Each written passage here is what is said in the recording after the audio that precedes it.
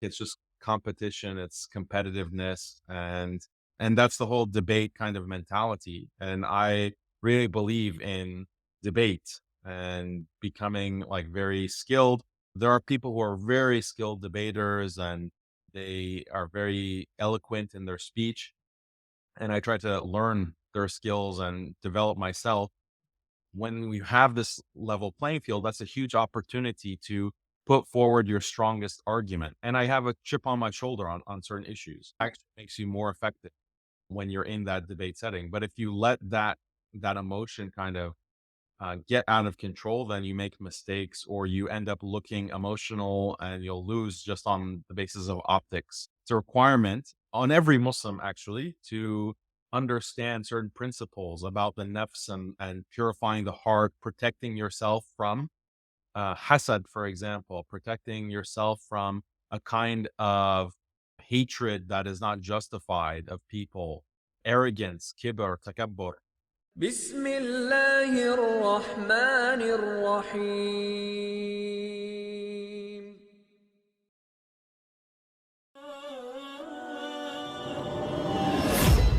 Assalamu alaikum all and welcome to another episode of the Optimized Muslim podcast. Today, Alhamdulillah, it's a big day. I'm very excited, as you can probably see. And the people that have followed this project from the start, they would know why I'm excited because I'm joined by Ustadh Daniel for round two. Assalamu alaikum wa rahmatullahi wa barakatuh. Wa alaikum assalam wa rahmatullahi wa barakatuh. I had the honor of interviewing Ustad back in August 2020, and I'm still grateful for that because back then I had about 100 subscribers. And so you were gracious enough to come on and give us some of your time. And it was very beneficial interview because since then, I was already familiar with your content and I was a student with Alasna as well. So I think it wasn't a complete risk for you to come on because you knew I was a student, so I can't be that crazy, right? So Alhamdulillah. But then I was looking at the topics, at the highlights from that episode, and mashallah, so if people want like a more of a biography kind of an episode, then you can check that one out because we spoke about some topics that I've not really seen asked prior to that. Stuff like personality, time at Harvard, which he had spoken about, career path, starting a listener, note taking, views on self help, and hobbies as well. So it was a good discussion, and I'm happy that you've managed to take the time out to join again today. Um, so I wanted to start by asking, since August 2020, mashallah, like a lot of things have changed, as in like Muslim Skeptic and the work that you've done, mashallah. Um, in terms of, I remember back when I interviewed you, I think it was shortly after the interview that things just went a bit crazy. So you had you'd already written stuff, and obviously I'd been following you for a while. Alhamdulillah, I started following or reading your work, which was primarily on Facebook, 2014 or 2015. So I've definitely been impacted a lot by your teachings, Alhamdulillah. So how would you assess the last 2 years in terms of everything that's gone on? Where Muslim Skeptic is now, where like your channel and Dawah is, and the kind of ups and downs. What's your broad scale assessment of it? And then I'll go deeper into certain topics. Bismillah, alhamdulillah, wassalatu wassalam ala rasulillah. Yeah, so I'm very happy to be speaking with you again. It was a great interview that we had 2 years ago, and I really enjoyed speaking with you. And I've seen that your channel has really grown, mashallah, and you've had a lot of really good podcast episodes and interviews, mashallah. So congratulations on your work. May Allah Jazakallah. accept it and bless you in it. So over the past 2 years, what has I think my broad assessment of just the Muslim community is a lot of the communication about Islam has moved online, and you can say the teaching of Islam, Dawah, a lot of it has moved online because of the situation with COVID, and a lot of masajid shut down basically, and classes were ceased basically. So that has created a changing landscape. There are more Muslims who are turning to social media, especially for their updates on the Muslim community, on what is happening in the world, and also for their religious education and their spiritual education.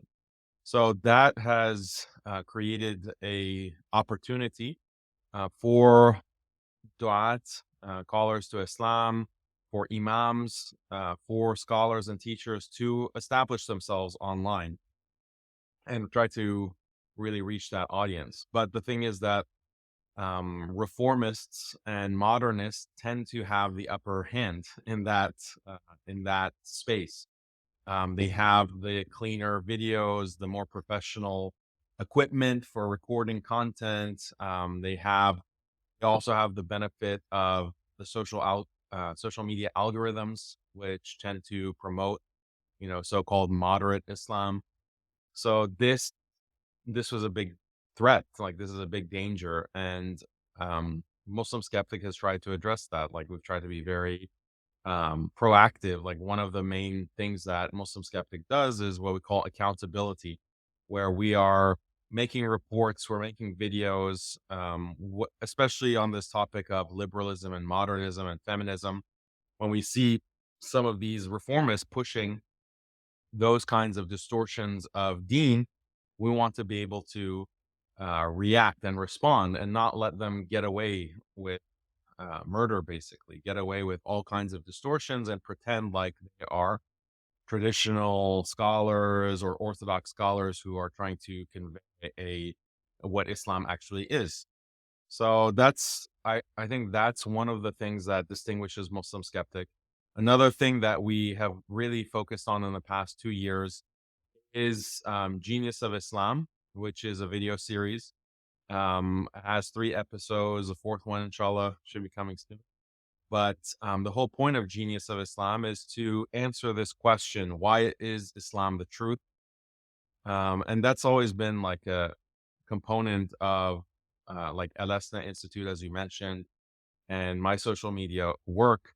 But we wanted to have like a kind of a formal argument. Let's make a formal case. Why is Islam the truth? Well, how can we establish to a non-Muslim who is open to the truth and is investigating, like, what is the best kind of argumentation that we can give to such a person so that they will see the truth and the superiority of Islam? And that's what that whole video series is dedicated to. And we make sure to have like very high quality visuals and video graphics and editing. So it takes a lot of time and resources to produce, but that's been a big focus. Just interfaith critique, like looking at other religions. That's something that in the past I haven't done because, like when we spoke 2 years ago, I was mostly focusing on liberalism and modernism and so forth, these isms. But but I realized that, well, just taking out liberalism and critiquing it is not enough, because is actually related to modernism and liberalism, because modernism says that all religions are basically the same thing. All religions are basically true or basically false. Like there's nothing that really distinguishes Islam over Christianity or vice versa, or Buddhism over Judaism. Like it's all the same kind of myths. Um, but this is a falsehood.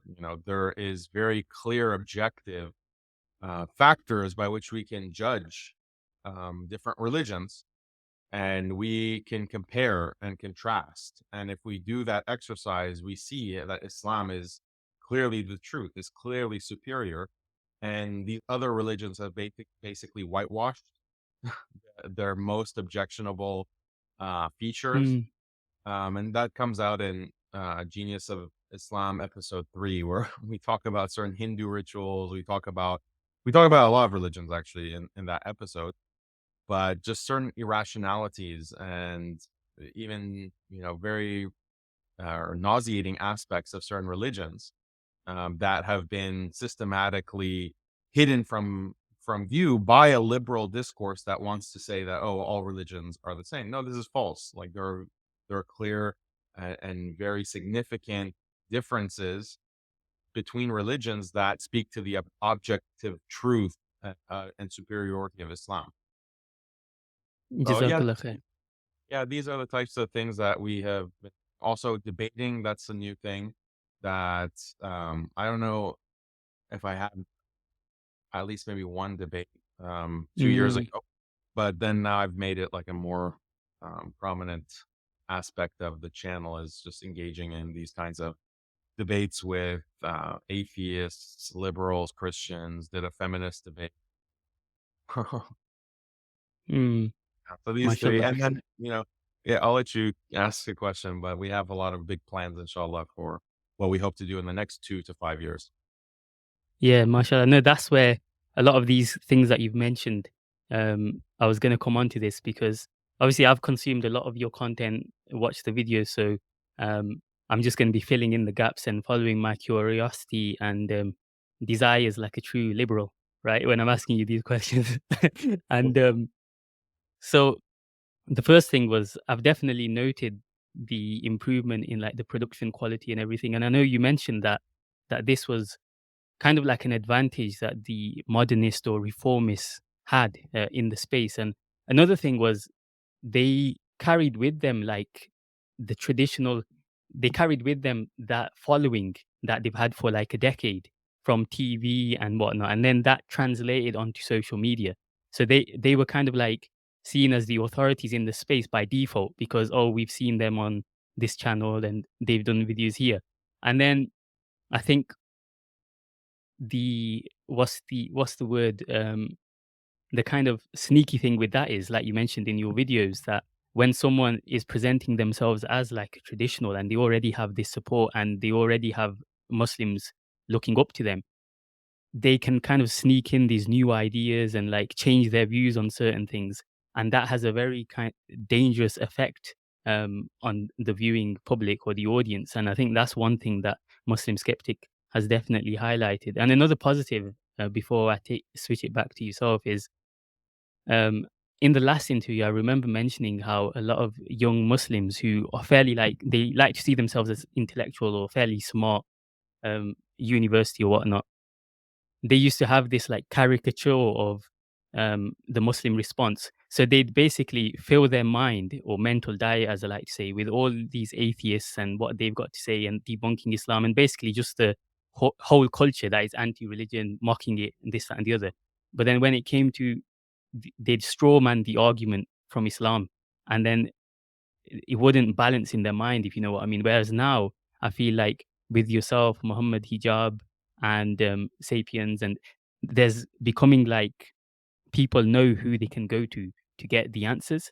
So it's like if someone is presented with doubts or something, I feel like Alhamdulillah, it'll only increase with time as Muslim Skeptic grows. It's like people will be like, okay, let me go and see what Ustadh Daniel's got to say about this, and then you've probably got a video on it. So mashallah, that's like one thing that I have noticed massively. So I wanted to ask you, how do you, in terms of like when you were going through a lot of criticism and a lot of people bashing you and this, that, and the other, was that, I don't think you've ever addressed this, and it might be because you're like the top G, the top and it doesn't really affect you, mashallah. But were there times where you were like, this is kind of getting a bit hard to deal with, or like, I need to process this trauma? how do you, how do you kind of deal? How was that ever a challenge or not? Alhamdulillah, no. Um, I didn't go through any trauma from the. I think it's related just from the. I mean, I think it's related to the discussion we had in the first episode or the first podcast interview. I just have like a certain disagreeable personality, Hmm. and I think that shields me or protects me from getting too worried about people not approving of me. And, obviously I do care if certain people approve of me, like my parents, especially. That affects me a great deal. And, my teachers, for example, I really care about their approval. And if they have a problem with me, then that will cause real trauma. But as for, people just online, I feel like a lot of the criticism just comes from a place of ignorance. And then if it's ignorance, then the responsibility is on me to clarify and to explain and to, elaborate.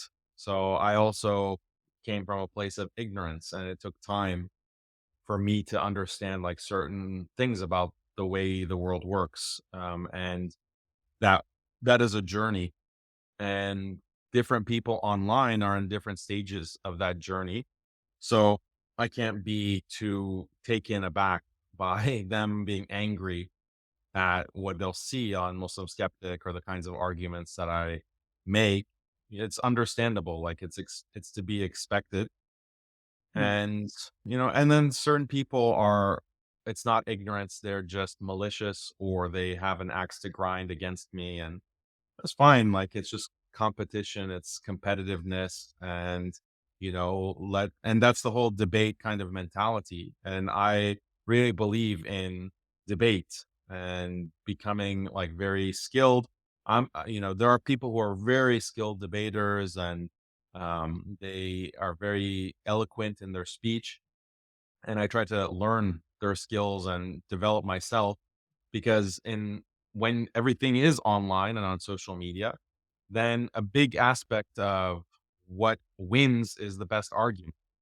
At least in that should be what wins out.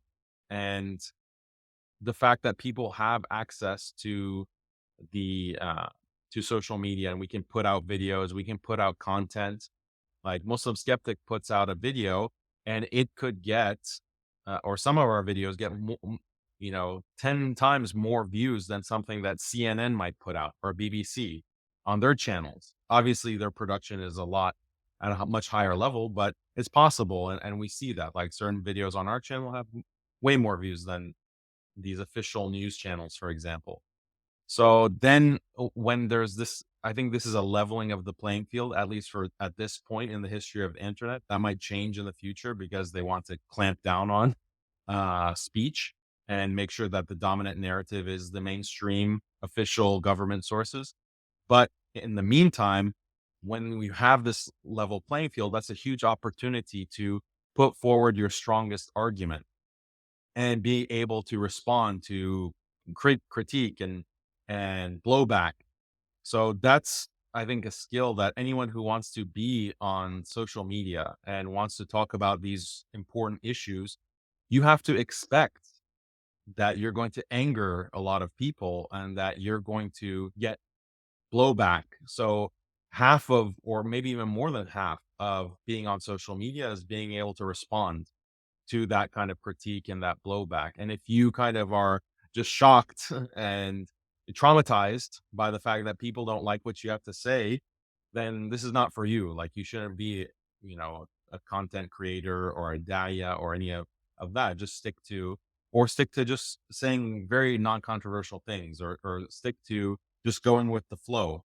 But as Muslims, we can't just go with the flow, because it's a flow that is leading to atheism. It's leading to leaving Islam. So what are we doing and what are we saying to counteract that? And as soon as you say something to counteract it, that means you're going against the flow, and you're going to get all kinds of negative comments from liberals, atheists, feminists. That's inevitable, but that's part of the whole game. Mm. Yeah, definitely. Jazakallah khair. So this is very like beneficial because it helps people understand the mindset and also different things that they can do themselves. So that's the purpose of this episode. That through the questions, even if I am just following my interests, there's going to be nuggets and gems that people can take from it, inshallah. And like you mentioned, the developing the skill of argumentation and debates and whatnot. Another positive thing that I noted was 2.5 years ago. There was like this trend where whenever you'd say something, people who had larger followings and whatnot, they'd kind of brush it off as like, oh, this just happens and this has always happened. There's always these critics. But then no one listens to them and they just fade away. And now when we look at it, mashallah, not just in terms of subscribers or whatever else, but just in terms of, let's say, like the Muslim narrative, you have like a lot of weight behind what you say. Like it does shape the narrative compared to how it used to before, like 2.5 years ago. And I think that's like a really positive thing. And also you mentioned about like going with the flow. I definitely see that because it's easy to just do the common things and build followers and, like, I was going to mention an example, but then that would probably identify someone. So it's like you can easily do these like very like nice things and just talk very general, but that's not really the purpose. As in, and I think another appeal behind your work for me was that whenever you're faced with all this liberal kind of agenda and you read these silly news articles and stuff, as a Muslim, like just from the fitrah, you feel a level of like unease, like, why is this happening? Like, what's going on? But then the way you could articulate it at the time, it was through writing on Facebook. It was like you were saying what we feel, but just able to express it like in a powerful and kind of cogent manner. And I think that was also um, that's what kind of encouraged me to follow your work more. Um, Going back onto like the debating topic, because I wanted to ask about this. You said that you were always disagreeable. Um, when was like your first? Do you remember like your first public debate or like the first debate in this area that you had, whether that was online or with like a physical audience? How long ago was that? Do you mean like a formal debate or? Yeah. Or just, yeah, like a formal debate where you're debating a liberal or, I mean, the first time was just online. Um, mm, so I had, because I don't know if you consider it a debate, but I was interviewed by this atheist Iranian. Um, his name is Armin Navabi. And he interviewed me, but it was kind of like a debate format because he's asking me these questions about Islam and he's challenging me on all these illiberal aspects of Islam, and I have to respond. So I consider that to be a kind of debate. Um, so that mm, happened. Happened before 2020. That probably was 2018, or that was maybe 2017 actually.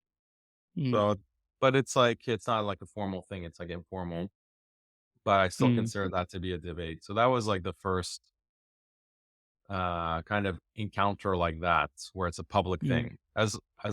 As for just conversation and arguing with people, I've been doing that for a long time yeah. from basically the cradle. But Mm, um, yeah, because I have like a lot of secular family, mm, secular and liberal, pro feminist family. And I mean, I wasn't arguing about feminism back in those days when I was a kid, but definitely atheism, secularism, critiques about Islam, because you have some of these Iranians who come from Iran and they just hate Islam. They have been disillusioned from Islam completely and they want to bash Islam. So then, or they want to bash the Prophet sallallahu alaihi wasallam. sallallahu alaihi wasallam. So as a kid, I would just get so angry and Mm, would want to argue and debate and push back mm, basically.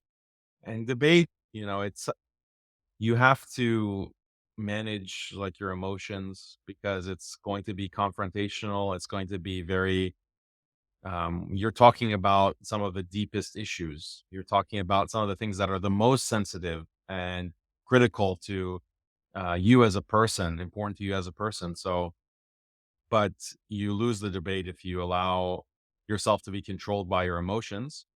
I think you have to control it, not get rid of emotions. You can't get rid of emotions entirely. That's what drives you to want to debate. Like if you're not emotionally invested in the topic, you can't really debate effectively. So like I make sure like any kind of debate topic, I really, care about the topic. I really care to establish the truth on that, and I have a chip on my shoulder on certain issues, and that Mm. actually makes you more effective when you're in that debate setting. But if you let that emotion kind of get out of control, then you make mistakes, or you end up looking emotional, and you'll lose just on the basis of optics. Yeah. So, Yes, I was going to follow on with that actually, because it's like one thing knowing the material and knowing the information, and even being a good writer, I would say it's like a completely different skill to be able to present well and to be able to debate well. So that's why I was trying to ask you about the first time that you did a debate, because I feel like that's a massive gap um, in terms of there's a lot of people I feel like they can write well because they've got loads of time on their side. They can take as much time as they want and they can get all the different quotes. But in person, especially with something like you mentioned, it's very emotionally charged and it's attached to people's identities. So obviously, once you attack that idea, it's like it feels like a personal attack for a lot of people. Even if you're better equipped in terms of knowledge and the material, you might still lose the war of tactics in terms of like, you know how there's certain debate tactics and people use to try and sway the audience and stuff. But so how did you try and balance? Was that ever a challenge? And what advice would you give in terms of that? Like, Muslims when they get invited, growing up, unfortunately, um, obviously it's very hard to do it on national TV and stuff like BBC when they invite a Muslim because they edit it. There's like four people on one, and it's a very difficult thing to manage. But it was very rare. Normally, it'd just be they'd get some local imam sometimes, who's obviously doing his best and intending well. Excuse me, but he wouldn't be equipped to deal with that surrounding. So, like, what advice would you give then? I know you mentioned you like to listen and learn from other debaters who you view as good. Um, would you be able to like offer some examples as well? offer examples or advice to imams who are in that TV setting, or more Yeah, so broadly. just generally on argumentation and dealing with like the debate tactics, because some of these online debates they deteriorate. One thing I've seen with your debates, you're very stoic, mashallah, and you're able to. I don't think I've ever seen you get personal or say something that you've had to then apologize for afterwards, and like, oh, I got carried away with emotions and stuff. So that was another thing I noted, which is good because um, I think as humans, we remember stuff, especially on the internet. So I know growing up, I used to watch a few Dawah channels and whatnot. And this is probably a mistake on my behalf that although they might have improved and learnt more and they're definitely better in how they present now, because I saw their development, I can't really disconnect from that. So when I see them now, I still kind of have that in the back of my mind, and I don't necessarily watch their content that much. Whereas you've not really had that online journey where like, oh, I'm changing my view here, and like I was young here, so I changed my view. So if you could give some advice on like that element of being stoic, managing emotions, and dealing with debate tactics, and advice to people who are invited to present Islam. I know it's a massive topic, but just if you could concisely give some little bits of advice. Sure, I can give some thoughts on that. Um, I think the most important thing in any kind of debate setting, even if it's not a formal debate, but you're going to get challenged, or Islam is going to get challenged, you have to know the arguments in advance, and you have to know the main arguments in advance, and you have to know the responses to those arguments, responding in a principled way. So there is a right and a wrong way to address, the fact that Islam is not going to acknowledge certain rights, women's rights or human rights that the liberal West has determined are human rights or women's rights. So there's, all of the debates that I've had have been, even though I've debated atheists, I've debated Christians, I've debated Hindus or ex-Muslims or whatever, they're they're all liberals. That's they're all just different flavors of liberalism. So they always have the same argument over and over and over again. So it's not difficult for anyone who wants to be engaged in Dawah to recognize, okay, they're definitely going to ask me about the hudud. They're definitely going to ask me about homosexuality. They're definitely going to bring up, a certain ayat of the Quran. Like we know which verses of the Quran and which hadith they constantly bring up. And all of those questions, there's a right and a wrong response. The wrong response is to be defensive. The wrong response is to basically say, oh, well, women have a choice to wear hijab or not. It's all about their free choice. Mm. That's not actually correct. Like, that's not a correct representation of Islam. And you're just playing into and reaffirming the liberal principle that freedom of choice is the highest value, and nothing supersedes that. So you've given a wrong answer. You've only given more ammunition to your opponent to continue to press you, to continue to, the opponent will say, okay, well, what about prayer? Can a woman decide not to wear hijab in prayer? Or what if what if your daughter decides she doesn't want to wear hijab? Are you going to accept that? What if your daughter wants to, become some kind of dancer? Are you going to give her the freedom to choose that? They can just keep pushing you because you've acknowledged this liberal principle that is actually not, the highest principle within Islam. Yeah, there is a place for freedom of choice. That's a beautiful value that Islam acknowledges, but it's not the highest value that supersedes everything else. So if you don't have that information in advance and you don't Mm. understand the game that's being played with liberals and how they attack Islam and religion in general, then you're going to have a hard time in these types of scenarios. So just having that knowledge like empowers you. It empowers you, and you're not going to be thrown off. You're not going to be emotional. And so a lot of what makes a person successful in these debates is having that knowledge. As for other tactics, yeah, you have there are certain tactics that are important for public speaking, and like you have to take into consideration optics. You have to take into consideration how you use language to convey the point to the audience, because sometimes an academic approach where you're overly academic and you're using academic jargon, that's bad, like, for public speaking in general. Like, you're not a university professor talking to undergraduate or graduate students. So why are you using academic jargon that 90% of your audience is not going to understand? Mm. Simple. Keep your language very simple. Keep the arguments as lean as possible. Don't overly nuance your points.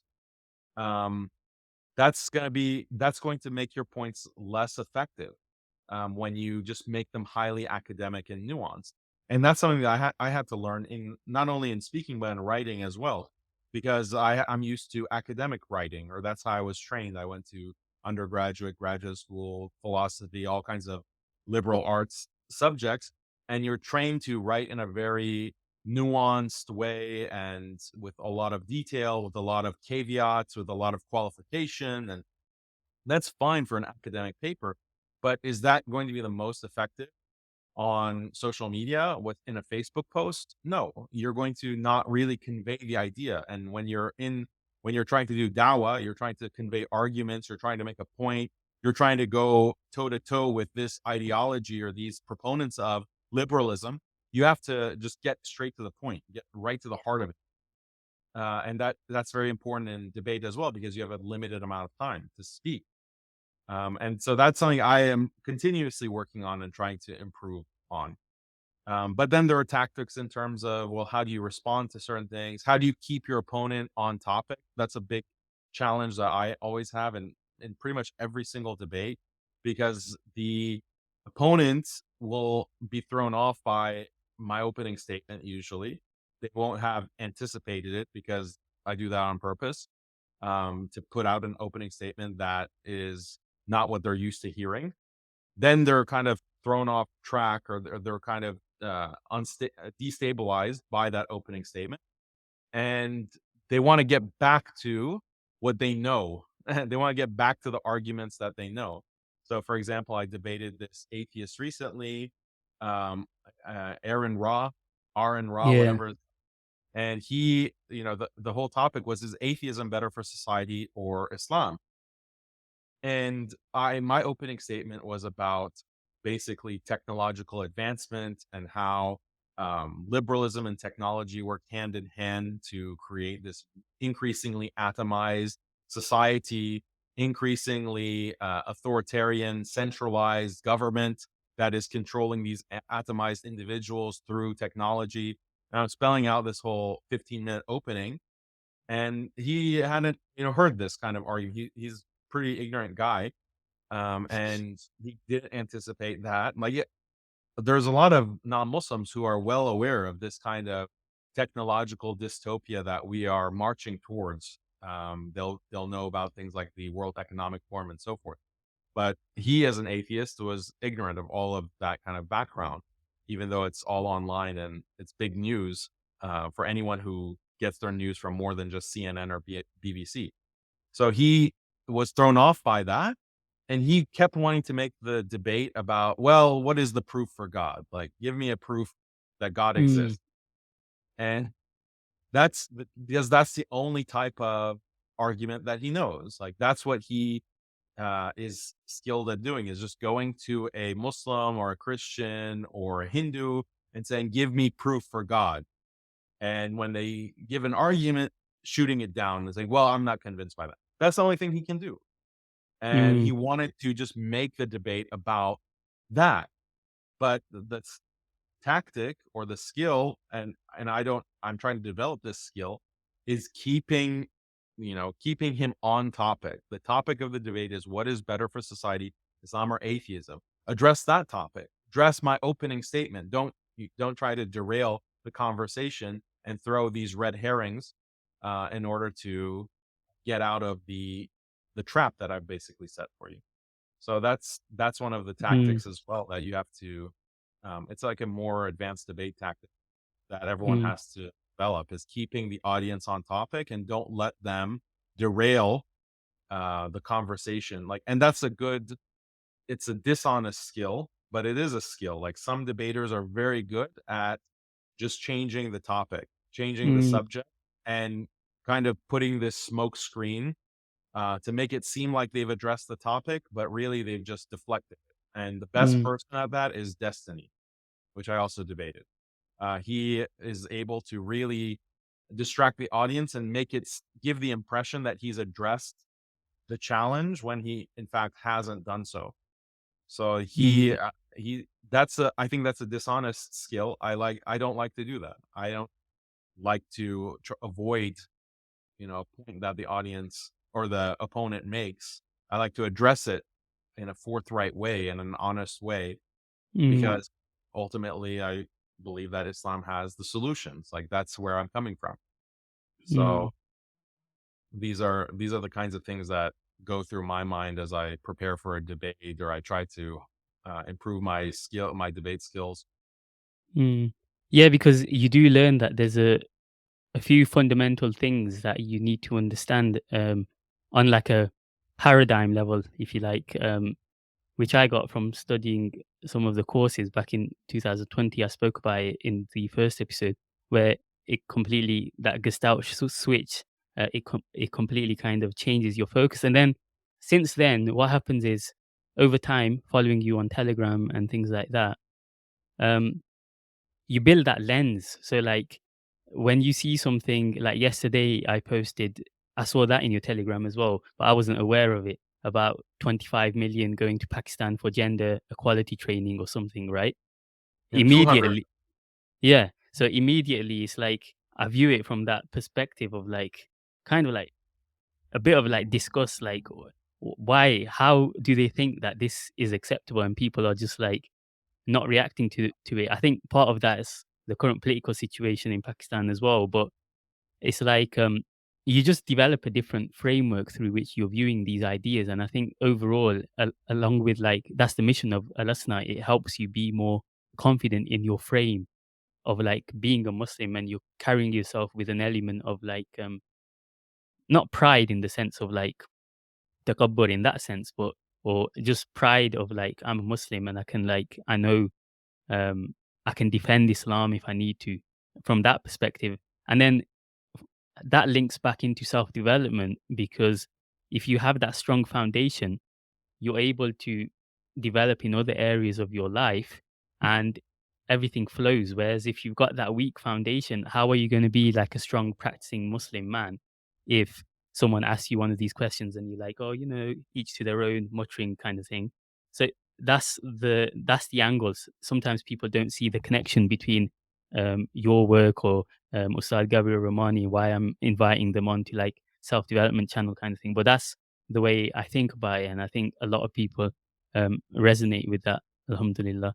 So that topic, that interview with that Aaron guy, yeah, that was terrible for him because I remember listening to his opening speech, and he had his opening speech prepared, obviously, and it seemed like just from that perspective, it seemed quite good in terms of like I was thinking this guy seems quite smart, kind of thing, right? But then when you did your opening statement, um, he never really addressed like you mentioned, he wasn't addressing the actual points at all. He was just going into what he's comfortable talking about and thinking that it's going to derail the interview.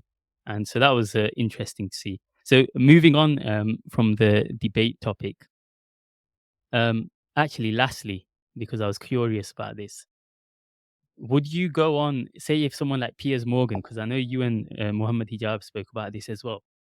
Um, that was a great, podcast that you did together because I felt like it was like a relaxed kind of sitting, mashallah, and there was a lot of benefit in that as well. Um, would you go on Piers Morgan, say if he wanted to interview? Because talking about what you just mentioned about shifting topics, say if you go on one of these national TV channels or someone like Piers Morgan, what they'll do is even if you manage to get past one of their typical questions that they ask, right? Um, attitudes towards women or gender rights or whatever, they'll quickly shift and they'll be like, what about this, right? Or what about this tactic that I've seen a lot? How would you address this? Where before the interview starts, say if there's been like a terrorist attack or something, um, or the Hudud punishments, before it even starts, they'll be like, in an ideal state, would you apply the Hudud punishments? And what I've seen is most of the people on the channel, most of the people living in the UK or whatever else, they start off on the wrong foot because either they can't answer that question or they try and say, let me explain, and then it paints them in a bad light. So how would you address that if you know what I'm talking about? And also the Piers Morgan type of interview. If you were faced with that, is how would you tackle it? Well, I've had interviews like that from like a hostile, liberal perspective. There's this Zionist group, Middle East Forum, that interviewed me, Hmm. and I've they not asked seen that. about, yeah, they asked. I posted it on my channel, and there was an audience question about apostasy, and the host asked me that question, like, how do you justify the had for apostasy? And like I said, like once you know the game, it's easy to address it. Like, yes, 100%.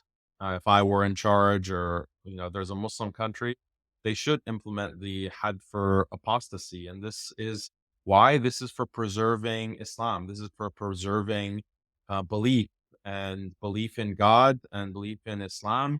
This is something that is extremely valuable. It's something extremely. It's the most valuable thing. It's the most precious thing, and Islamic law has rules in place to preserve that belief in people by criminalizing apostasy, along with blasphemy, along with other things that will detract from people's faith. And every society has rules in place for protecting what is most valuable to it.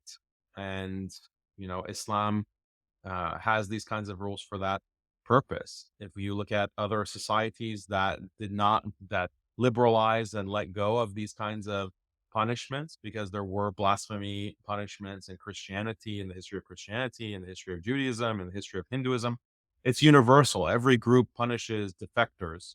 That's something universal. It's biological. But as soon as you let that go, though you liberalize and let go of those rules, then you lose your religion. Like that's one of the big steps in losing your religion, losing your community. And Muslims don't want to lose Islam. Muslims don't want to Mm, lose. There's something valuable about being Muslim. And if you don't recognize that as a non-Muslim, that's fine. Hopefully, Allah will guide you to the truth. But you know, this mm, is something that Muslims are not going to compromise on. mm. Yeah, Jazakallah khair. I also think that's linked somewhat to like the power of community and social norms. You mentioned it recently about the social stigma around divorce, and um, and how that can potentially um, have a positive impact. I know it sounds weird in that context, but meaning that it enforces kind of boundaries in a sense because people care about what the community thinks and what other people think. And I remember in a kind of a different setting, I remember thinking about how like you've got different communities in the UK of Muslims, Pakistanis, Gujarati Muslims, Somali Muslims, and oftentimes you'd see that there's a different level of practice within the community, right? And this is going to be everywhere in the world kind of thing. But what kind of enforces that? A lot of it is culture because they're the same people. You can't say that these are somehow genetically different people that it's easier for them to practice the religion. It's like the norms that they've got within their community and like the tarbiyah and the setup essentially has led to that. Whereas like a high percentage of them pray or they're more kind of God conscious outwardly, right? And it's an underappreciated thing as well. And another example is like um, something like the Taraweeh Salah in the West. It's like a very highly adhered to Salah in a sense, considering it's not like obligatory in that sense, but compared to let's say any other namaz, any other Salah in the masjid, there's a high adherence, and part of that is because it's become part of like a culture of Ramadan and like the trend, and there's social pressure around it. So I think that's an important part that people don't like to talk about in a sense because they feel like, oh, then the niyat's not there and stuff. But they come at it from that angle, like someone has to do it themselves. The same argument with hijab. But it's important in a sense as well. So I don't know if you want to add anything to that. Yeah, a lot of the practice of Islam is meant to be in context of a community, in context of a state, even a macro state, not a state in the sense of Westphalian nation state, but in terms of like a governance, a government and rules, laws. Mm, Islam is meant to be practiced in that context, and there's nothing wrong with that. There's nothing wrong with imposing certain kinds of rules to either require practice or encourage practice or incentivize practice and disincentivize or punish non-compliance, mm, whether that's through actual um, laws or stigma, social stigma. And that's found in every society. That's found in every culture. Like you can't have a community or culture or nation without those kinds of prohibitions and incentives, disincentives, stigmas, so forth. The only question is like, what is the overall paradigm that's going to be established through that framework? mm, And liberalism says only an atheistic liberal paradigm can be imposed and can be associated with stigmas. You know, mm, what look at the kind of stigmatization you will find if you say something against homosexuality, for example, or you say something against women's education, for example. Look at the amount of stigma, look at the amount of like they've made in certain countries it's illegal. It's illegal, like you mm, will be actually fined or put in prison if you have certain kinds of statements. Like that's the level of stigma. You'll be shunned. You could be fired from your job. You could be, even lose your family, lose your mm, children. So that kind of liberal value, like, oh, we accept these types of homosexualities and so forth. That can be, there's no problem with imposing that. There's no problem with, stigmatizing any opposition to that. And mm, that's well and justified. But if it's Islam, like Islamic values, oh no, you can't impose anything. It has to just be purely on a individual voluntary basis, and everyone should have the freedom to choose. So this is a clear contradiction. Mm, We have to point out the double standard and the hypocrisy of yeah. this coming from liberalism. And the unfortunate thing is that some Muslims have been brainwashed and indoctrinated into thinking like this, like, oh, like the idea that the country would say, yes, you have to, hijab is mandatory in public. Like this is what it was. Like this was the situation for centuries of Islamic history. Like no one thought that if, and the thing is that the way the law worked, or the way that these societies worked, is on the basis of stigma. So if a woman were to take off her hijab in, like, let's say ninth century Baghdad or 8th century Baghdad, take off her hijab, would there just be like a police officer that came and like arrested her? No, like that's not the Mm, way that, there's not enough police. And there were police who would enforce Islamic norms actually within, like, a religious police has bad connotations, but that's, mm, those kinds of people existed. The muhasib, who would enforce those kinds of things, even from the time of the khulafa, and they would carry like a whip with them, for example. And if a woman is showing too much skin, it'd usually be like a woman who would be with mm, a whip to like get her back in line. So mm, that existed, but it's not like there aren't enough police to enforce that on a population. mm, But the difference is that the women were wearing hijab. Why? Because primarily that's the right thing to do. Like that's the natural, normal thing to do. And if your fitra as a woman is not, doesn't feel the need to cover and be shy and be modest, then definitely it's the social upbringing that you have and the environment that you internalize that sense of modesty and shame. mm, And that's what makes you choose, you know, mm, that's what makes you choose the hijab to wear it. And if you, for some reason, decide to abandon it, you're going to face all kinds of negative social consequences. It's not going to be because a police officer is coming to arrest you. It's going to be because, your family is going to be scandalized, and you're mm, going to you're going to develop a reputation as a troublemaker and someone who's immodest. You're not going to be mm, able to get married. You're not going to be able to, your family is going to be shamed, and on and on. Like there's a long list of consequences, and that's because you're embedded in a community, you're embedded in family, and they can exert influence on you. mm, And this is with any kind of Islamic value. Like, how many deadbeat dads are there in an Islamic society, or historically? Like, forget about a hypothetical future Islamic society. Let's look at the past. Do we have this epidemic of deadbeat dads like we find in the modern West? No, because there's a social stigma that you have children and you're not taking care of them. That is a big shame. That's a mm, shame. People will know it. Your extended family will know it. The larger community will know it. The masjid that you go to, the imam will know it because, your wife has complained about it, for mm, example. And like, there's just all this entire system in place to increase cooperation amongst people in the family and societal context.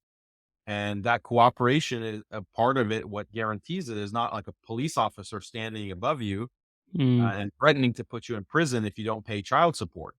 It's a larger system of stigma. It's the concept of taqwa, fearing Allah.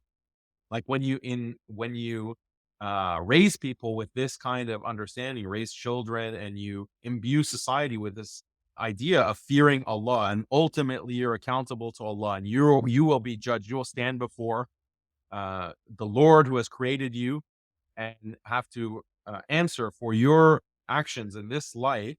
Then that belief itself will compel you to behave in a certain way. It mm, will influence you to behave in a way that is socially cooperative, abiding by the norms and guidance of Islam. Once you start destroying that in society, through, an atheistic educational system, an atheistic media, atheistic entertainment that blasphemes against God and makes a mockery of religion, then people lose that God consciousness and the fear of God, and they're not going to abide by by their agreements. They're not going to abide by these kinds of social contracts with family or society as a whole. So that this has a huge disastrous result. Like, people don't understand like how devastating atheism is, and how much Islam does protect people from the kinds of social problems that arise when you take God out of the picture, when you take, family commitment out of the picture, modesty out of the picture, when you take, these integrated, strong families and marriages out of the picture. Like, it has a huge, massive societal consequence that leads to the kind of dystopia that we're seeing around us today. Jazakallah khair. Can I just do a time check because I know we might be running out of time. How much time have we got? 5 more minutes.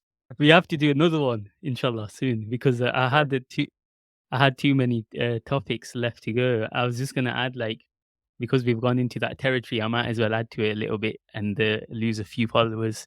I was gonna Yeah. say I always think about Pakistan because that's my kind of parents' country. I wasn't born there, but I'm quite familiar with the culture. I've been there a lot and stuff.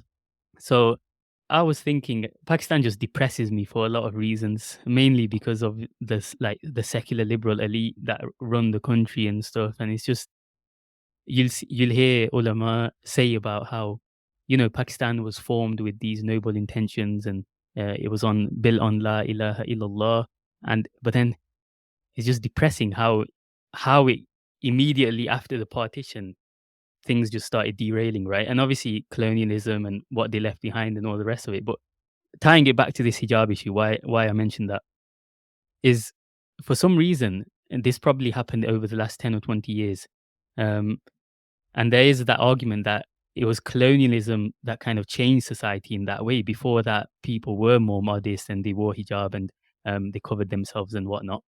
So now, for example, in Pakistan, you've got this culture where most of the females, or a lot of them, at least in the cities or whatnot, they might not wear hijab, but they still wear like traditional clothing without covering their hair, right? And that somehow become a new standard for them socially that this is modest. So it's like if someone's wearing traditional clothing without their covering their hair, it's like okay, that's kind of modest, right? But if they're wearing full on Western clothes, then that's obviously against the culture. But then the way to think is it's just a slippery slope because if you've already accepted that something un-Islamic is okay, because it's like, oh, it's still traditional and it's modest and whatever, it's only going to go one way. And that's another thing that kind of annoys me, and it ties back into that whole topic of social stigma and whatnot. So, because we're running out on time, I was going to ask you more about Muslim Skeptic and how you built it, because it's impressive that it's actually a big authority on the website and stuff. But perhaps we'll come back to that another time, inshallah. Because I had a few YouTube questions that I asked people to post. So I don't want to. I did say that I'd try and get to them. So these are going to be short answers. Um, one was your views on Imam Ghazali and Tasawwuf. This was a question. Yeah. So I highly love and respect Imam Ghazali rahimahullah, and consider him one of the great ai of Islamic history, Hujjatul Islam, and his Ihya Ulumuddin, revival of the religious sciences. This is a landmark work and has had such a huge impact. And also his intellectual work against the Falasifa and Ibn Sina. This is a huge contribution to Islamic intellectual history and spirituality. So I have a lot of love and respect for the great Imam, Mm, rahmatullahi alayh. But as for tasawwuf, also, this is a critical part of Islam. Um, you can call it tasawwuf, you can call it mm, tazkiyat al-nafs. mm, This is something extremely, extremely important. And if you neglect, and what is tasawwuf? My definition is that you are controlling the state of your heart, and you are disciplining the state of your heart and your nafs. And this is critical, so critical, especially for anyone who is involved in public speaking or as an imam or a scholar or a student of knowledge. It's a requirement on every Muslim actually to understand certain principles about the nafs and purifying the heart, protecting yourself from hasad, for example, protecting yourself from a kind of, um, hatred that is not justified of people, arrogance, kibr, takabbur. You have to have ikhlas. You have to strive for ikhlas. You have to strive for taqwa. You have to strive for khushu'ah. Like these states of the heart, these values are so critical. And it's fard. You have to, like, it's obligatory Mm. on Muslims to protect themselves and protect their hearts, because these are the things that destroy. Like you can have all the amal, you can have all of, the right beliefs, even aqaid. You can have the right beliefs, and actions, but because of kibr, you are thrown in the hellfire, or because of the wrong niyyah, because of the wrong intention, you are thrown in the hellfire. And this is very clear. This is very clear in the hadith of the Prophet sallallahu alaihi wasallam. Sallallahu alaihi wasallam. So there's no doubt that this Mm. is a requirement for every Muslim to purify their heart. And there are different ways of going about it, different paths and different, just like there are different madhahib in fiqh that concern the a'mal of Islam. And just like there are different books of aqidah that you can study to make sure that you have the correct aqidah in Islam, you have the right beliefs. There are also things to keep you on the right track with you in terms of your nafs, controlling your nafs and controlling the states of your heart. And that is Mm. like the tradition of tasawwuf, and scholars across all manahij have written about tazkiyah and tasawwuf.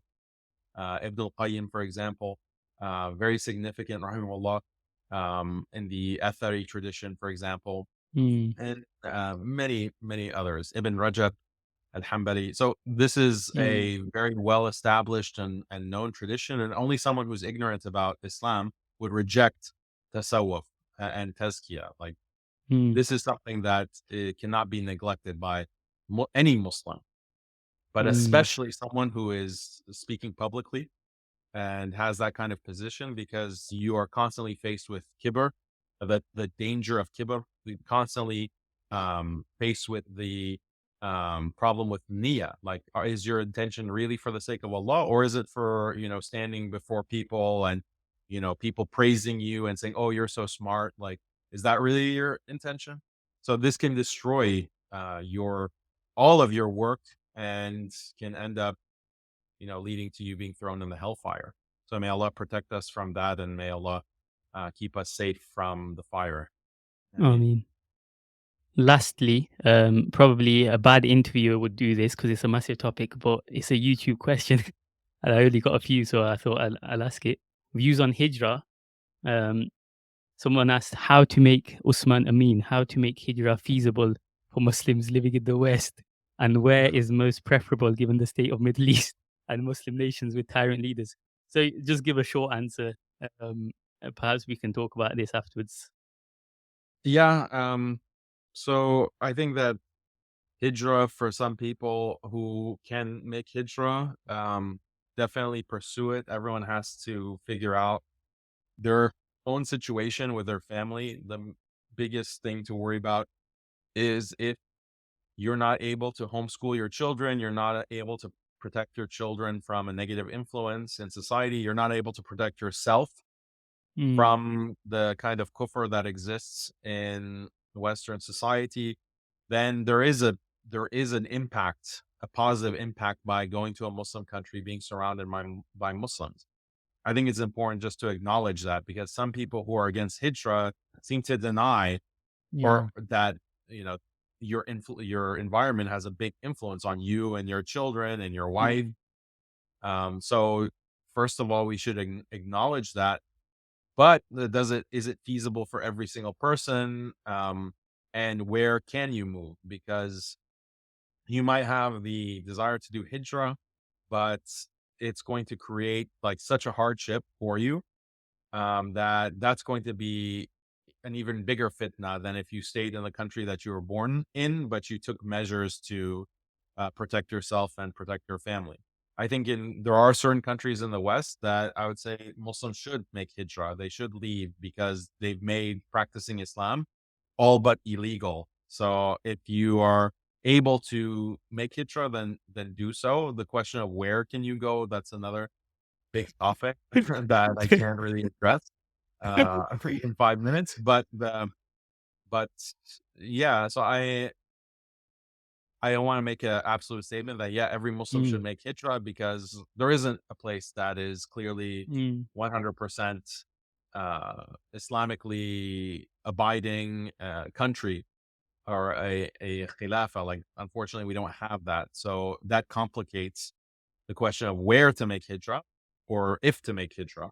mm, But for certain people, it's definitely, if you can do it, you can move to a more Muslim environment, a more Islamic environment, then definitely do so. And for mm. everyone else, don't think that you're safe. Don't like give yourself this false sense of safety that, oh, I'll be fine and living in a completely Yeah.